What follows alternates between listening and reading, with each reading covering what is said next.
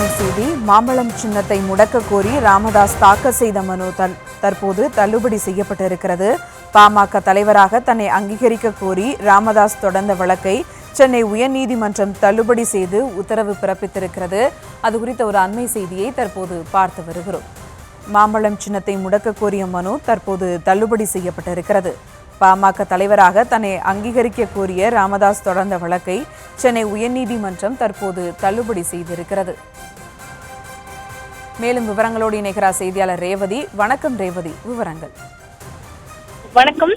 ராமதாஸ் தலைமையிலான நிர்வாகிகளை அங்கீகரிக்க கோரி ராமதாஸ் தரப்பு தாக்கல் செய்த மனு தள்ளுபடி செய்யப்பட்டிருக்கிறது. மாம்பழம் சின்னத்தை முடக்க கோரி ராமதாஸ் தாக்கல் செய்த மனுவும் தள்ளுபடி செய்யப்பட்டிருப்பது குறிப்பிடத்தக்கதாக இருக்கிறது. இரு வழக்குகளும் விசாரணைக்கு உகந்ததல்ல என சென்னை உயர்நீதிமன்றம் உத்தரவு பிறப்பித்திருக்கிறது.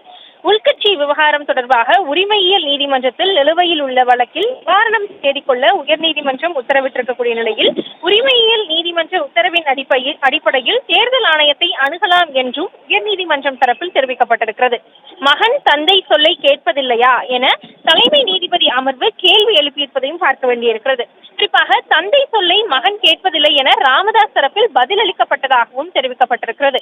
அங்கீகரிக்கப்படாத பதிவு செய்யப்பட்ட கட்சியாக பாமக விவகாரத்தில் தேர்தல் தலையிட முடியாது என தேர்தல் ஆணையம் தரப்பில் தெரிவிக்கப்பட்டிருக்கிறது. குறிப்பாக மாம்பழ சின்னம் முடக்கம் செய்வது குறித்து தேர்தல் ஆணையம் முடிவெடுக்க முடியாது என்றும் தெரிவிக்கப்பட்டிருக்கிறது. உரிமையியல் நீதிமன்றத்தில் வழக்கு தாக்கல் செய்துவிட்டு உயர்நீதிமன்றத்திலும் வழக்கு தாக்கல் செய்வதா என ராமதாஸ் தரப்புக்கு உயர்நீதிமன்றம் தரப்பில் கேள்வி எழுப்பப்பட்டிருக்கக்கூடிய நிலையில் தலைமை நீதிபதி நீதிமன்ற நேரத்தை வீணடித்ததற்காக அபராதம் விதிக்க நேரிடும் என எச்சரித்து குறிப்பிட்டிருக்கிறார்.